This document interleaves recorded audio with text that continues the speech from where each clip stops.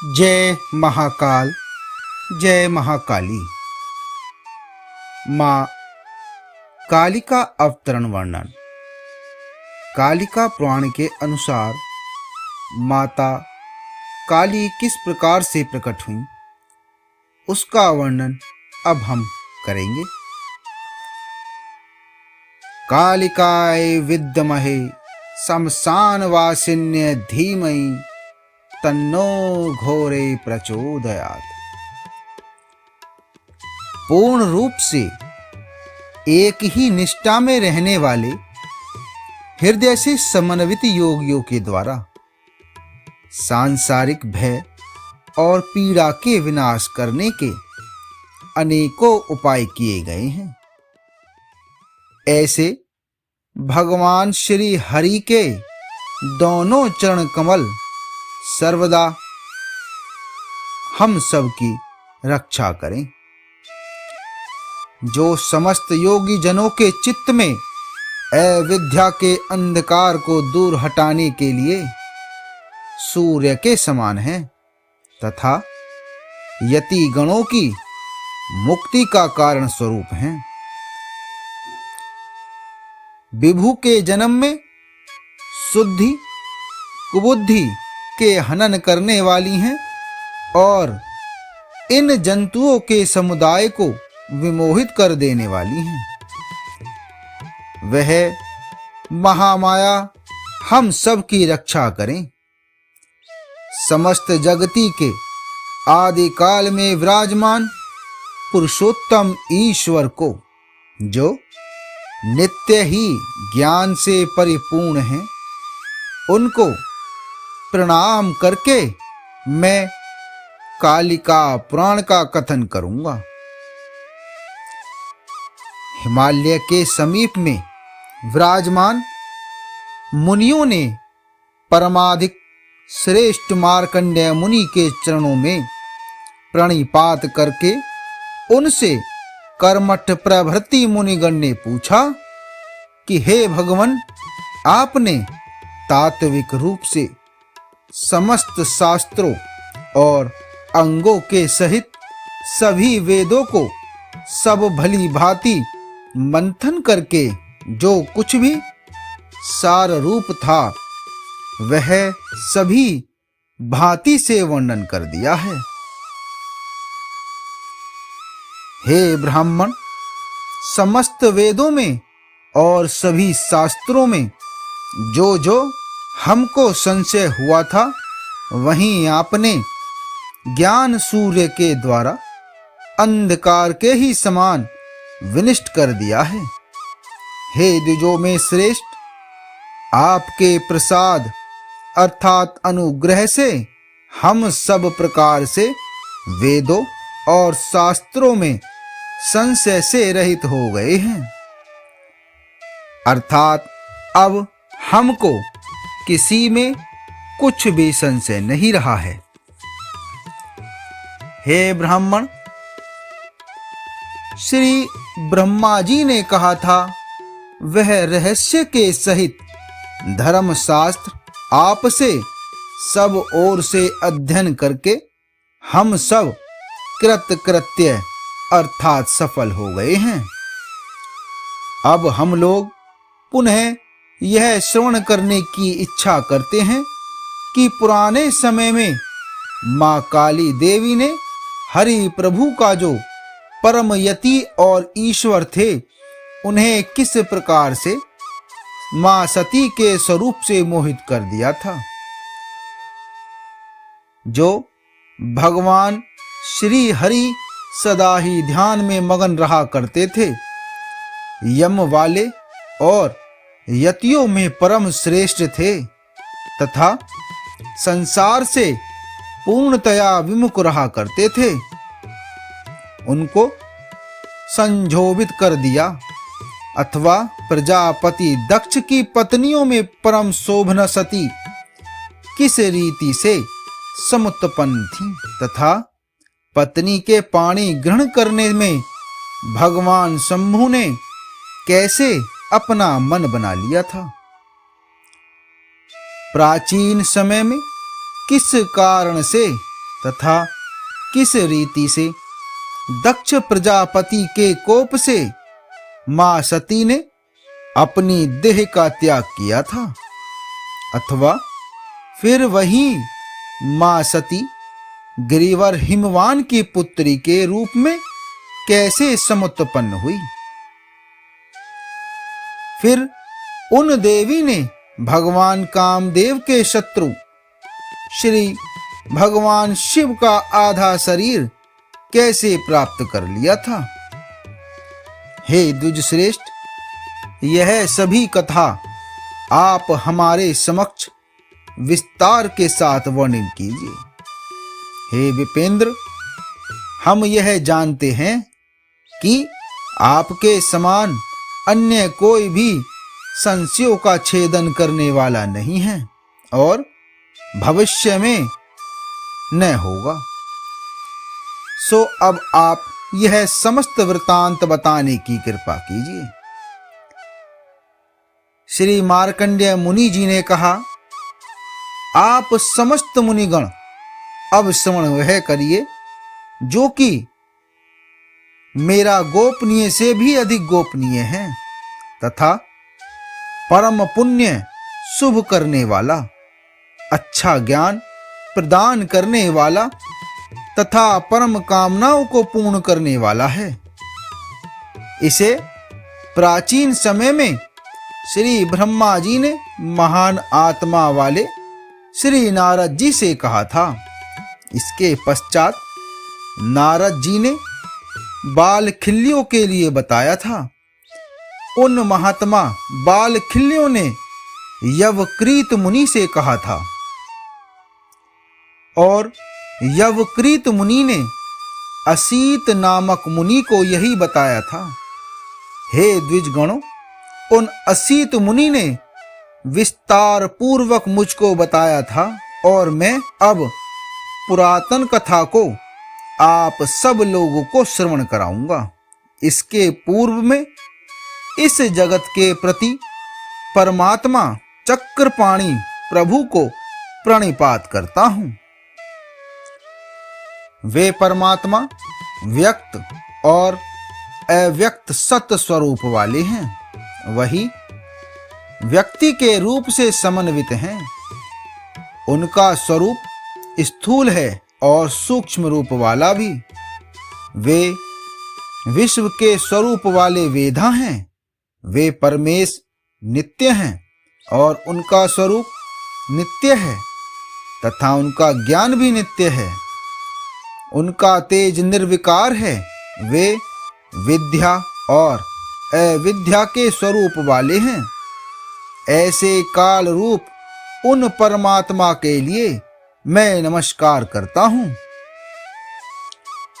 परमेश्वर निर्मल हैं, विरागी हैं, व्यापी और विश्वरूप वाले हैं तथा सृष्टि, सृजन, स्थिति पालन और अंत संहार के करने वाले हैं। उनके चरणों में मैं प्रणाम करता हूं।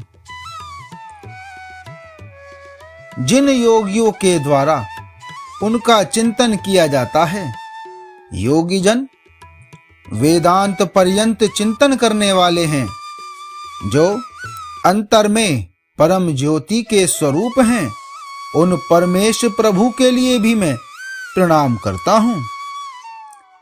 लोकों के पितामह भगवान ब्रह्मा जी ने उनकी आराधना करके समस्त सुर, असुर और नर आदि की प्रजा का सृजन किया था। उन ब्रह्मा जी से दक्ष, जिनमें प्रमुख थे, ऐसे प्रजापतियों का सृजन करके मरीचि, अत्रि, पुलह, अंगिरस, ऋतु, पुलत्स्य, वशिष्ठ, नारद, प्रचेतस, भृगु, इन सब 10 मानस से पुत्रों का उन्होंने सृजन किया था। उसी समय में उनके मानस से सुंदर रूप वाली वरांगनाओं की समुत्पत्ति हुई थी। वह संध्या नाम से विख्यात हुई। उनका साय संध्या का यजन किया करते हैं। उन जैसी अन्य कोई भी दूसरी वरांगना देवलोक, मृत्यलोक और रसातल में भी नहीं हुई थी। ऐसी समस्त गुण गणों की शोभा से संपन्न तीनों कालों में भी नहीं हुई और न होगी। वह स्वाभाविक सुंदर और नीले केशों के भार से शोभित होती हैं। हे द्विज श्रेष्ठो, वह वर्षा ऋतु में मोरनी की भांति विचित्र केशों के भार से शोभाशालिनी थी। आरक्त और मलिक तथा कर्णों पर्यंत अलकों से इंद्र के धनुष और बाल चंद्र के सदृश शोभायमान थी। विकसित नीलकमल के समान श्याम वर्ण से संयुक्त दोनों नेत्र चकित हिरनी के समान चंचल और शोभित हो रहे थे। हे द्विज श्रेष्ठो, कानों तक फैली हुई स्वाभाविक चंचलता से संयुक्त परम सुंदर दोनों भौहें थीं, जो कामदेव के धनुष के सदृश नील थीं। दोनों बाहों के मध्य भाग से नीचे और निम्न भाग से विस्तृत और उन्नत नासिका थी, जो मानो ललाट से तिल के पुण्य के समान लावण्य को द्रवित कर रही थी। उनका मुख रक्त कमल की आभा वाला और पूर्ण चंद्र के तुल्य प्रभा से समन्वित था, जो बिंब फल के सदृश अधरों की अरुणिमाओं और मनोहर शोभित हो रहा था। सूर्य के समान और लावण्य के गुणों से परिपूर्ण मुख था। दोनों ओर से चुंबक ठोड़ी के समीप पहुंचने के लिए उनके दोनों कुछ मानो समुद्र हो रहे थे। हे विप्रगणों, उन संध्या देवी के दोनों स्तवन राजीव कमल की कालिका के समान आकार वाले थे। पीन और उतंग निरंतर रहने वाले थे। उन कुचों के मुख श्याम वर्ण के थे, जो कि मुनियों के हृदय को भी मोहित करने वाले थे। सभी लोगों ने कामदेव की शक्ति के तुल्य ही उस संध्या के मध्य भाग को देखा था, जिसमें बलियां पड़ रही थीं तथा मध्य भाग ऐसा क्षीण था जैसे मुट्ठी में ग्रहण करने के योग्य रेशमी वस्त्र था। उनके दोनों उरुओं का जोड़ा ऐसा शोभायमान हो रहा था, जो ऊर्ध्व भाग में स्थूल था और करभ के सदृश विस्तृत था, और थोड़ा झुका हुआ हाथी की सूंड के समान था, जो अंगुलियों के दल से संकुल कुसुमायुध अर्थात कामदेव के तुल्य ही दिखलाई दे रहा था।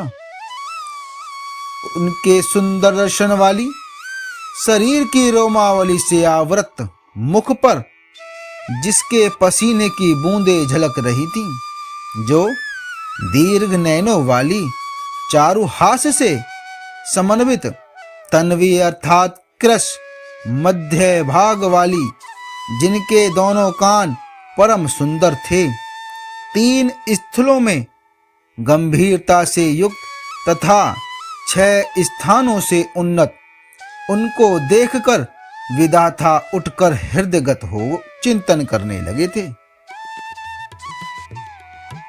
वे सृजन करने वाले दक्ष प्रजापति, मानस पुत्र मरीचि आदि सब उस परवर्णी को देखकर समत्सुक होकर चिंतन करने लगे थे। इस सृष्टि में इसका क्या कर्म होगा, अथवा यह किसकी वर्णनी होगी। यही वे सभी बड़ी ही उत्सुकता से सोचने लगे थे। हे मुनि सत्तमों, इस तरह से चिंतन करते हुए उन ब्रह्मा जी के मन से वल्गु पुरुष आविर्भूत होकर विनिह इसरत हो गया था।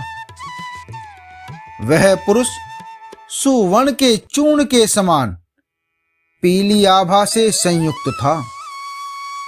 परिपुष्ट उसका वक्ष स्थल था, सुंदर नासिका थी, सुंदर सुडोल उरु जंघाओं वाला था, नील वेष्टित केसर वाला था।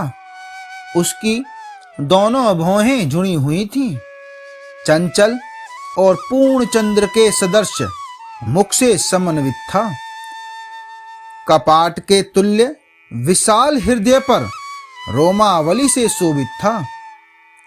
शुभ्र मातंग की सूंड के समान पीन तथा विस्तृत बाहुओं से युक्त संयुक्त था। रक्त हाथ, लोचन, मुख, पाद और करों से उपद्रव वाला था।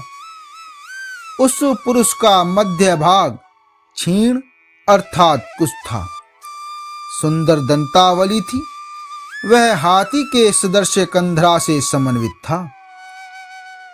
विकसित कमल के दलों के समान उनके नेत्र थे तथा केसर घ्राण से तर्पण था।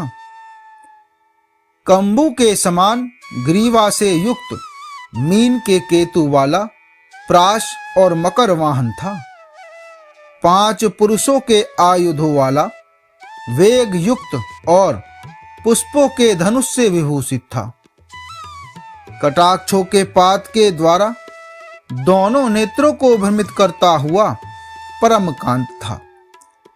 सुगंधित वायु से भ्रांत और श्रृंगार रस से सेवित इस प्रकार के उस पुरुष को देखकर वे सब मानस पुत्र, जिनमें दक्ष प्रजापति प्रमुख थे, विस्मय से आविष्ट मन वाले होते हुए अत्यधिक उत्सुकता को प्राप्त हुए थे और मन विकार को प्राप्त हो गया था।